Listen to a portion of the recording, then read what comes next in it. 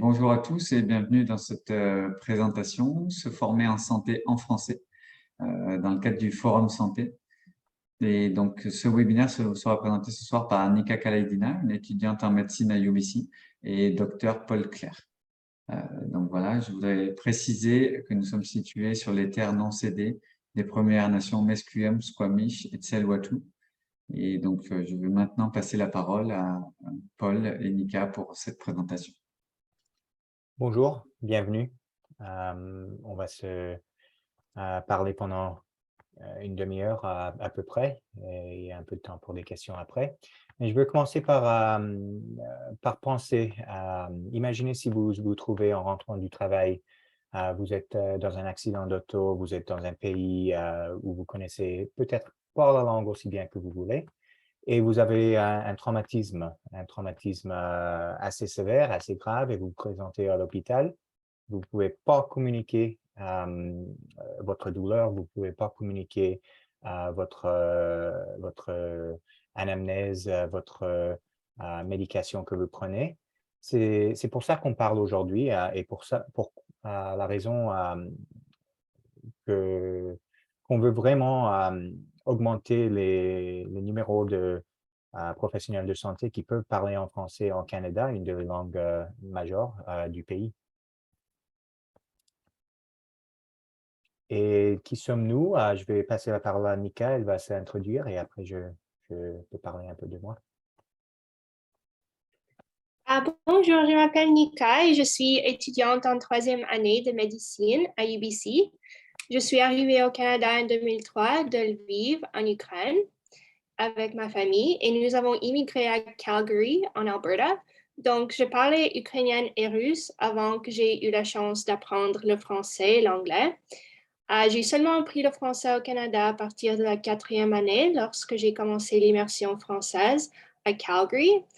Et de la quatrième à la 12e année, j'ai suivi le programme d'immersion en français qui consistait à avoir au moins 3 matières enseignées en français.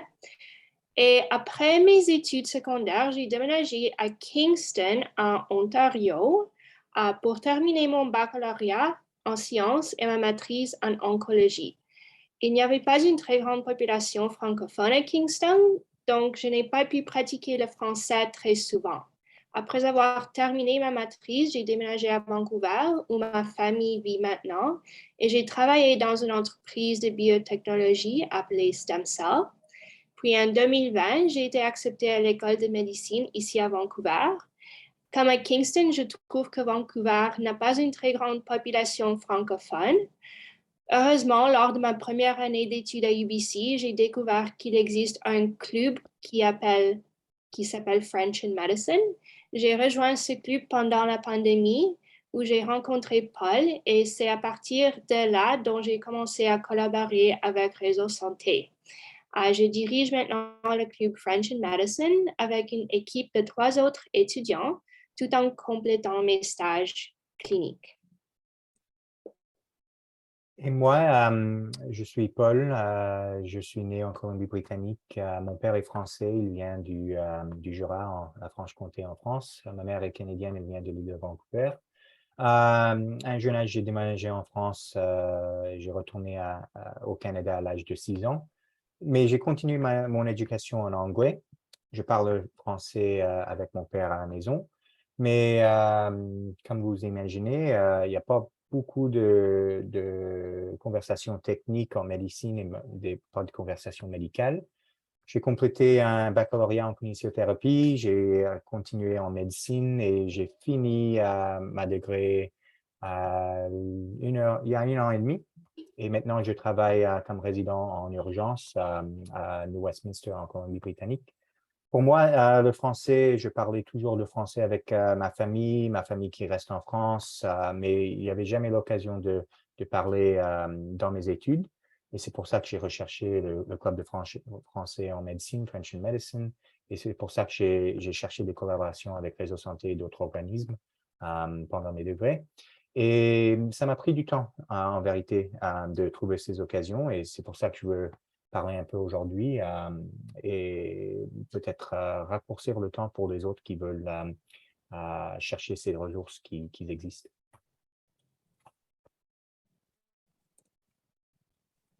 Alors, je veux juste toucher sur un point que Nika avait dit. Elle avait mentionné qu'il n'y a pas tellement une population française en Colombie-Britannique ou peut-être à Vancouver. Et vraiment, moi j'ai pensé le même, mais quand je regardais les numéros, il y a quand même beaucoup de gens qui parlent français. Il y a beaucoup de gens qui disent que leur langue première est le français. À la maison, ils parlent français à la maison, ils veulent parler français au travail. Et si tu vas à la prochaine page, là, on trouve que il y a 64 000 en Colombie-Britannique qui trouvent que le français est leur première langue et leur langue maternelle. Et c'est une augmentation dans les 15-20 dernières années de au moins 8%. Il y a presque 2000 qui parlent seulement le français. Mais la raison qu'on ne voit pas tellement de gens qui parlent en français, c'est que le restant, le 60 000 qui restent, les 62 000 qui restent, ils parlent l'anglais aussi. Ils parlent l'anglais assez bien pour se débrouiller au travail, pour se débrouiller en conversation. Et si tu leur ne demandes pas, tu ne vas jamais savoir qu'ils parlent français aussi. Et c'est pour ça que dans l'Est, dans l'Ontario, dans le Québec, il y a l'offre active pour demander à ces gens, est-ce que vous voulez votre soin, votre santé, vos conversations en français ou est-ce que vous voulez en anglais? J'imagine qu'il y en a beaucoup de ces 60 000 qui veulent parler français, qui veulent leur soin d'être en français, mais ils parlent assez anglais, ils sont habitués à voir des professionnels de santé anglais, alors ils continuent leur conversation en anglais. Mais il y a plusieurs raisons qu'on va toucher dans un instant que le soin en français, le soin dans leur langue maternelle serait peut-être plus bénéficiel. La plupart de ces gens, ils parlent français à la maison, ils parlent français au travail beaucoup moins, juste 1,3%. Mais on voit qu'il y a des augmentations dans les dernières années. De 2001 à 2016, il y a 48% qui parlent français le plus souvent au travail et à la maison. C'est une augmentation de 10 000. Et puis, de 2001 à 2016, que le français, c'est une augmentation de 26% qui parlent que le français au travail et à la maison. Alors, la langue française en Colombie-Britannique, c'est encore important, même si tu ne les trouves pas dans chaque jour que tu travailles. Les Français, ils habitent à Vancouver, ils habitent à Kelowna, ils habitent à Prince George, et il y en a beaucoup qui parlent aussi l'anglais, mais il y en a beaucoup qui préfèrent de parler le français aussi. Alors, l'importance de parler français, c'est vraiment d'être très précis dans la médecine.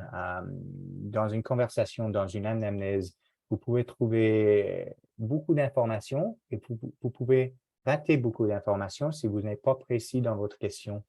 La question « Où avez-vous mal ?» ou la réponse « J'ai mal au cœur », ça veut dire quelque chose d'autre en anglais que ça veut dire en français. Et puis, quand les patients vous disent « j'ai mal au cœur » ou disent à leur professionnel de santé qu'ils se sentent malades, ils ont de la difficulté à respirer, c'est important d'être précis. Et puis, la qualité des soins diminue beaucoup et diminue vite quand il y a des malentendus. Il y a aussi une réduction de traitement de douleur que je trouve dans la recherche. Il y a une réduction aussi de cherche de santé. Alors, ceux qui ne parlent pas anglais ou ne parlent pas anglais assez bien dans leur vie, ils cherchent la santé beaucoup moins que ceux qui sont confiants dans leur parole. Les autres bénéfices, c'est que ça diminue le temps dans l'hôpital quand tu peux parler dans une langue préférée. Même s'il y a des professionnels, des interprètes professionnels, la recherche nous dit que ça prend plus longtemps dans l'hôpital, ça ajoute des jours d'hospitalisation, excuse-moi pour ce mot, et la qualité quand vous parlez à les gens qui ont pas le service dans leur langue maternelle, diminue aussi.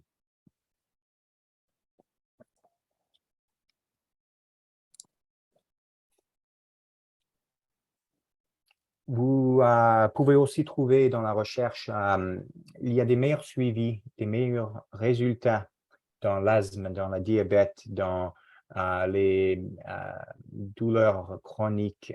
Il y a des meilleurs résultats quand ils peuvent parler avec un professionnel de santé qui parle leur langue. Il y a une meilleure confiance, il y a une meilleure discussion et il y a une réduction de visites à l'urgence. Mais il n'y a pas beaucoup de recherches sur la langue française, il n'y a pas beaucoup de recherches sur la Colombie-Britannique ou au Canada sur ces issues. La majorité de ces issues sont bien recherchées dans les États-Unis, mais je pense, et en conversation avec quelques autres, que les mêmes résultats s'apparaissent ici en Colombie-Britannique, mais ils sont peut-être diminués un peu par les conversations que les gens ont en anglais, les conversations qui sont peut-être pas complètes, les conversations qui manquent peut-être un peu de contexte quand ils parlent dans une langue secondaire.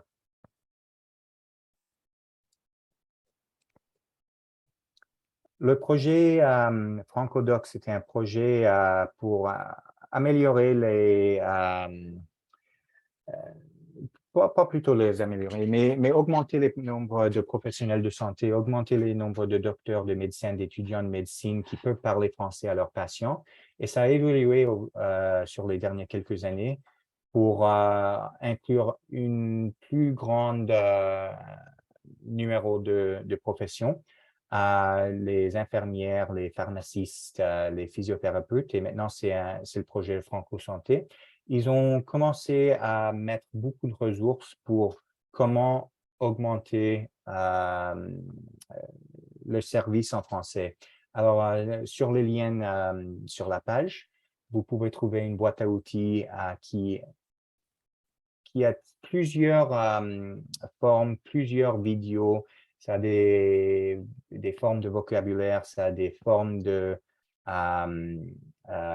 comment prendre une anamnèse, ça a quelques balados et quelques présentations de vidéos qui sont des bons ressources pour commencer à améliorer votre service en français. Oui, et comme je l'ai dit au début, French in Medicine est un club parascolaire permettant aux étudiants de la faculté de médecine à UBC de s'exercer à parler français. Donc, c'était un projet FrancoDoc, mais maintenant, c'est un projet avec Franco Santé. Nous organisons souvent des activités avec des étudiants d'autres programmes, tels que la pharmacie, les soins infirmières et les sciences. Nous collaborons régulièrement avec Réseau Santé et nous visons à organiser des réunions virtuelles et en personne une fois par mois avec des étudiants et des professionnels de santé. Ces rencontres sont informelles et visent à améliorer la langue française avec les jeux engageants, des discussions interdisciplinaires sur les soins de santé, d'exploration des différences culturelles et d'événements sociaux réguliers. Tous les niveaux de français sont encouragés à y participer. Et en mars, un représentant de club est choisi pour représenter la Colombie-Britannique lors d'une conférence nationale appelée Ambassade Docteur pour réseauter avec d'autres étudiants en médecine qui parlent français, ainsi que pour discuter des questions pertinentes relatives à la prestation de services de santé en français.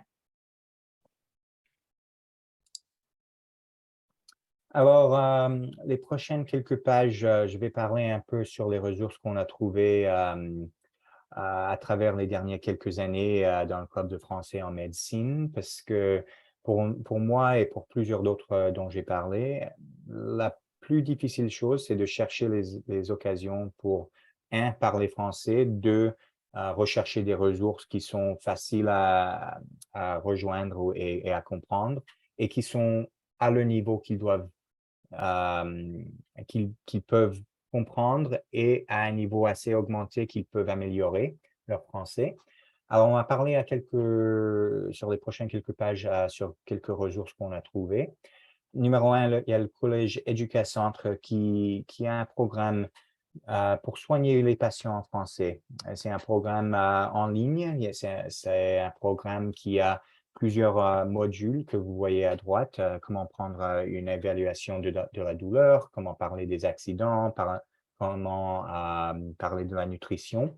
Et ça prend un peu de temps de travailler un peu individuel, mais ça peut être sur votre temps. Ça peut être un minuit un vendredi soir, ça peut être un lundi à 10 heures du matin, ça peut être entre vos stages, ça peut être entre vos travails, entre vos devoirs, entre vos patients. Alors, c'est une bonne ressource qui est un bon premier pas pour améliorer le français. Mais ce qu'on doit dire sur ça, c'est que ça vise une population qui a une base de français. Alors ça peut être des Français, des francophones, des francophiles qui ont l'immersion française. Ça peut être des Français qui n'ont pas le français médical, mais qui ont un français conversationnel avec soit leur vie ou soit qu'ils ont appris quand ils étaient très jeunes, comme mon cas. Prochaine page. Nous avons aussi la mini-école de médecine. C'est par l'Université d'Ottawa. C'est en français. Cette année, ça va être fin octobre, début novembre. Ça prend 2 ou 3 topics chaque année et ça présente un niveau rudimentaire, mais c'est un niveau qui peut être compris pour ceux qui veulent améliorer leur français. Et cette année, ça va être sur les dépendances et chaque année, ça change. Il y avait une version cardiaque, il y avait une version respiratoire. Et c'est une autre occasion d'entendre la terminologie, de parler à d'autres qui veulent parler français, d'écouter des présenteurs en français sur un sujet médical, sur un sujet qui va être important pour les professionnels de santé.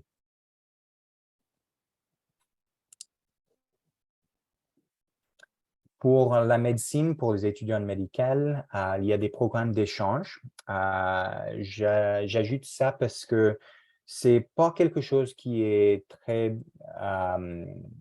bien avertisé. Il y a plusieurs opportunités, plusieurs occasions d'aller en pays pendant 8 semaines, 16 semaines pour faire un échange soit en médecine de clinique, soit en recherche. Et j'ajoute ça aussi parce que il y a des occasions dans des autres disciplines, la physiothérapie, la pharmacie, mais c'est très dur à trouver ces ressources.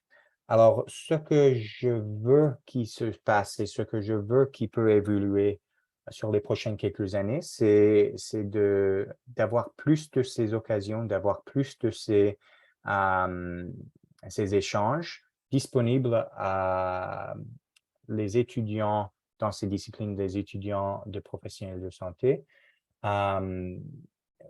qu'ils peuvent faire des échanges en communauté ou en pays qui sont francophones, qui parlent en français, pour augmenter leur français qu'ils peuvent utiliser avec leurs patients. Nous avons trouvé un site, La Piqûre du français, qui est un site axé sur les infirmières. Et j'ai trouvé très utile pour plusieurs rendez-vous qu'on a fait avec Français en médecine. Ça a quelques vidéos avec quelques jeux, quelques vocabulaire que les étudiants peuvent pratiquer. Et c'était une ressource qui était très utile parce que ça couvre beaucoup plus que juste les maladies. Ça couvre comment avoir une conversation en français sur l'asthme, comment avoir une conversation sur les risques d'une procédure. Ça a beaucoup de petits vidéos qui peuvent prendre 5-10 minutes à la fois et tu peux retourner à ça sur plusieurs occasions.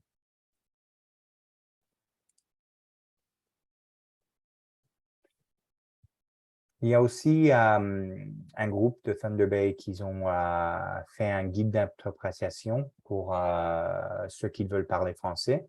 C'est un guide assez à un niveau assez bas pour ceux qui veulent commencer à comprendre comment avoir des conversations en français. Ce n'est pas un guide que vous pouvez utiliser pendant que vous avez une conversation avec les patients, mais c'est un guide pour commencer à avoir des conversations dans un petit groupe comme en français en médecine ou dans un groupe où vous pouvez pratiquer ces conversations.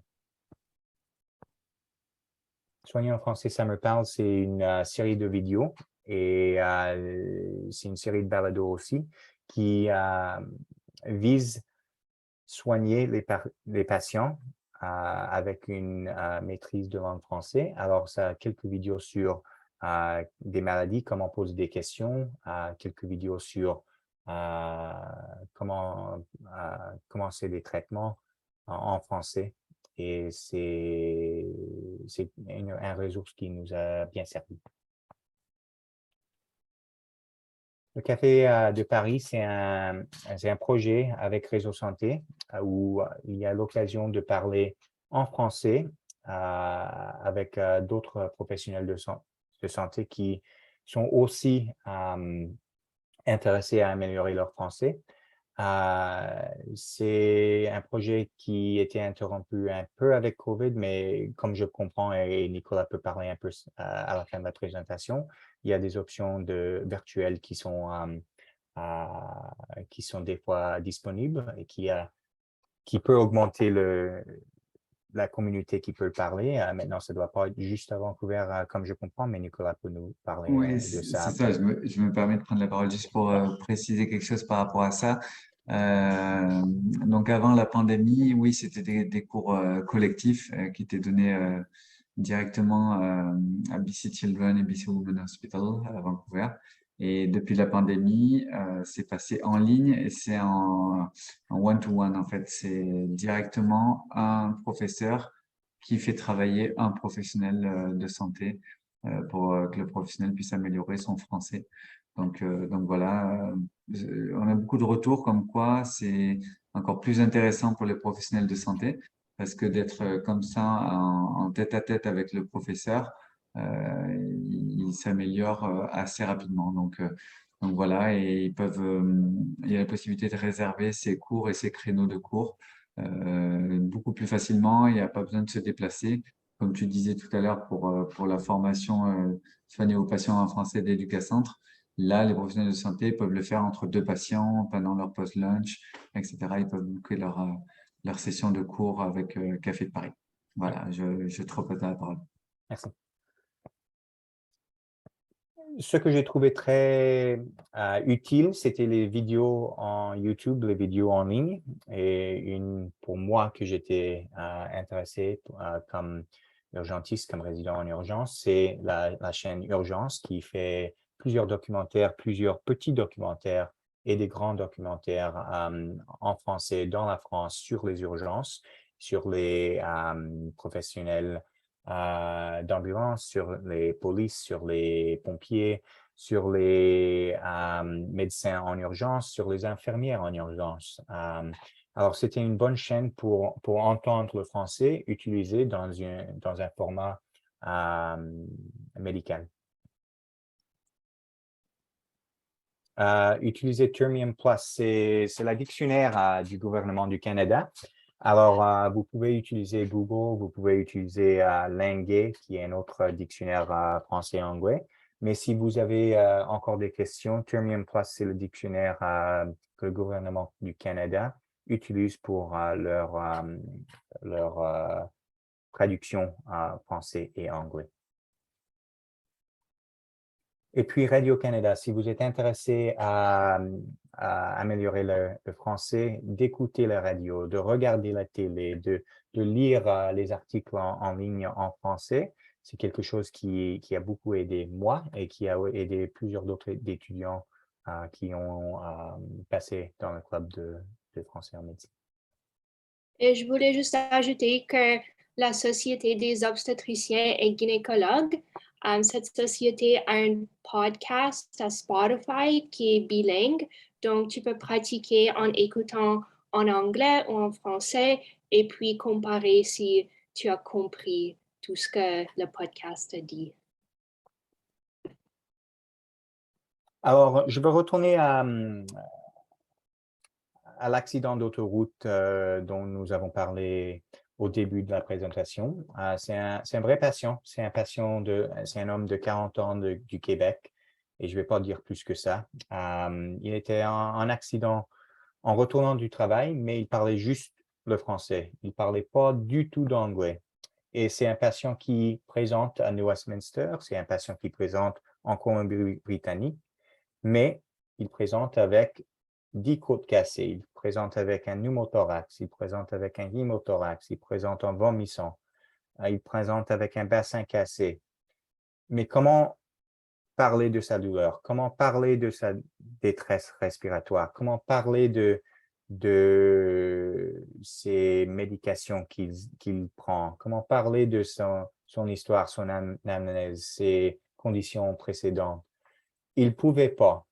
Alors, c'est vraiment un exemple d'un patient qui peut encore présenter en Colombie-Britannique. Il continue à avoir de la détresse respiratoire. Il doit présenter aux soins intensifs. Il ne peut pas communiquer avec ses infirmières. Il ne peut pas communiquer avec le docteur, le médecin. Il doit avoir un drain thoracique. Il a une douleur significative. Il doit avoir de la médication puissante. Il doit avoir de la médication donnée dans un format spécial où c'est donné directement à la location par injection. Mais communiquer les risques de cette procédure, communiquer les bénéfices de cette procédure, c'était pas possible de faire dans une méthode efficace. Ça a pris beaucoup plus de temps pour avoir cette conversation que s'il parlait anglais ou s'il y avait un interpréteur facilement obtenu. Alors, il continue son cours dans l'hôpital, il a une infection pulmonaire. Il n'y a que 2 professionnels de santé dans les 14 jours d'hospitalisation qu'il peut parler avec. Un, c'était une de ses infirmières et 2, c'était un médecin sur l'équipe de trauma.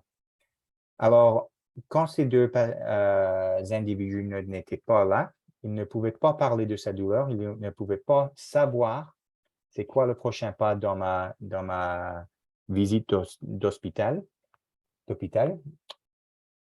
Il ne savait pas qu'est-ce qui se passait pendant qu'il était en hôpital. Il ne savait pas qu'est-ce qui va se passer et quand il va partir de l'hôpital. Alors, ça vous parle un peu peut-être si vous vous trouvez dans cette situation, si vous vous trouvez à l'étranger, si vous vous trouvez dans une location où vous ne parlez pas la langue. Imaginez la détresse que vous pouvez avoir. Alors, en partant d'hôpital, il doit quand même avoir plusieurs conversations avec un médecin de famille, un physiothérapeute, un travailleur social parce qu'il ne peut plus travailler pendant plusieurs semaines. Alors, plusieurs disciplines que juste le médecin, plusieurs disciplines que juste l'infirmière, plusieurs disciplines que juste le physiothérapeute, la pharmacie, doivent savoir comment communiquer avec lui, doivent avoir des conversations en français avec lui, parce qu'il va rester en Colombie-Britannique, il va rester ici pendant plusieurs mois et il va avoir besoin des soins dans la communauté, dans l'hôpital, qui sera beaucoup mieux présenté en français, un soin qui sera beaucoup plus efficace, beaucoup plus important et beaucoup plus sécuritaire pour lui d'avoir son soin en français. Donc, étant quelqu'un qui parle plusieurs langues, je me trouve souvent dans une situation où on me demande de faire la traduction dans le contexte clinique. De nombreux hôpitaux ont une interprète sur rue qui est essentiellement un iPad utilisé pour appeler des interprètes professionnels. Mais la réalité de la situation est qu'en milieu clinique, il est beaucoup plus rapide de demander au personnel hospitalier ou à un membre de la famille d'effectuer la traduction. Dans le cas où on vous demande d'effectuer une traduction ou si vous êtes le clinicien qui a besoin d'une traduction, voici un ensemble de conseils pour qu'elle se déroule de la manière la plus fluide et la plus précise possible. Donc, premièrement, dans la mesure du possible, faites appel à des interprètes certifiés et tenez compte des caractéristiques de l'âge, de sexe et de la diversité de l'interprète qui peuvent rendre le patient plus ouvert à la communication. Si tu es le clinicien, au début, il faut présenter l'interprète, expliquer son rôle et encourager le patient et l'interprète à avoir un bref échange informel pour tester la communication. Et il faut placer l'interprète à côté des deux parties qui communiquent, mais légèrement à l'écart des deux, pas directement entre les deux. L'interprète ne doit pas bloquer le champ de vision. La communication se fait entre vous et le patient. Évitez de parler au patient par l'interprète. Adressez-vous et établissez un contact visuel directement avec le patient et non pas avec l'interprète. Et finalement, sélectionnez vos mots avec soin afin que l'interprète comprenne clairement et évitez d'utiliser les acronymes. Donc, voici quelques ressources pour accéder aux services de traduction, comme les services d'interprétation financés par la province, accessibles par téléphone. Alors, avant de finir, je vais juste ajouter une chose aussi. On va passer pour regarder une vidéo dans un moment, mais beaucoup des gens que j'ai parlé avec qui ont passé en français en médecine, en French in medicine, et beaucoup de gens qui ont voulu peut-être participer, ils étaient un peu effrayés par le niveau de français dont ils auront besoin d'atteindre et ils étaient un peu reluctants, ils ne voulaient pas prendre le risque d'essayer de parler français. Alors, c'est vraiment important d'avoir des occasions de parler français dans un domaine sécuritaire où ils peuvent faire des erreurs, ils peuvent améliorer leur français d'une façon peu à peu, dans une façon qu'ils se forment en confiance. Parce que si vous avez ces mêmes étudiants, quand vous les placez avant un patient, ils ne seront pas assez confiants pour faire l'interprète que Nika parle, duquel Nika parle. Et c'est quelque chose qui peut vraiment limiter l'accès au français comme langue secondaire. Alors, il faut avoir plus d'occasions de s'entraîner, de s'améliorer dans une façon sécuritaire. Pardon, Nika. D'accord. Et voici une petite vidéo qu'on va partager avec vous.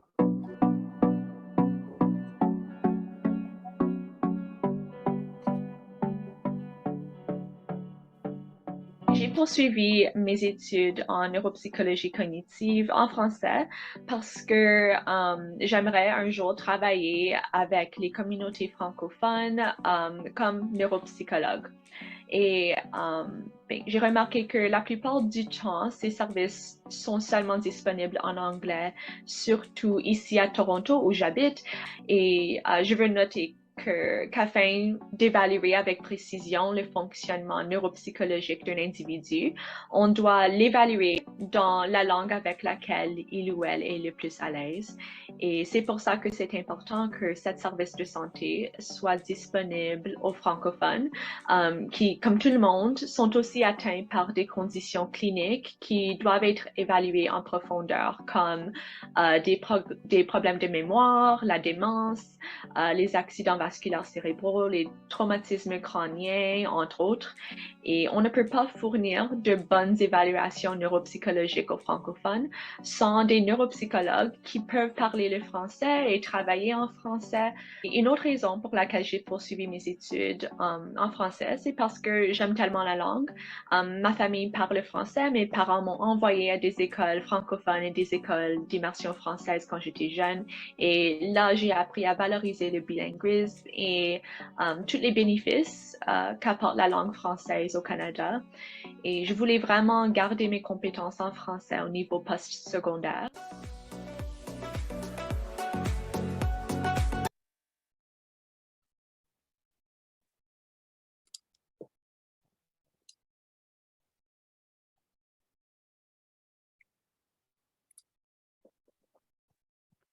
Alors, c'est la fin de notre présentation.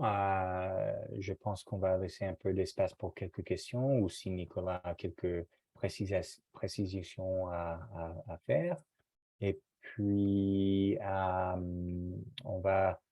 moi, je veux juste vous laisser avec juste un commentaire. C'est difficile pour plusieurs étudiants de prendre plus de temps de leur journée. C'est difficile pour beaucoup d'étudiants de prendre un autre grand montant à faire. Mais pour les patients qui vont bénéficier de ça dans 2 ans, dans 3 ans, dans 4 ans, dans 10 ans, il faut prendre quelques petits pas, même si c'est juste d'avoir une conversation avec Café de Paris, même si c'est juste de regarder un documentaire la semaine prochaine en français, même si c'est juste d'écouter la radio française en allant au travail ou en allant aux études. C'est quelque chose qui peut améliorer le français, c'est quelque chose qui peut améliorer les soins d'un patient dans 1 semaine, dans 2 semaines, dans 10 semaines.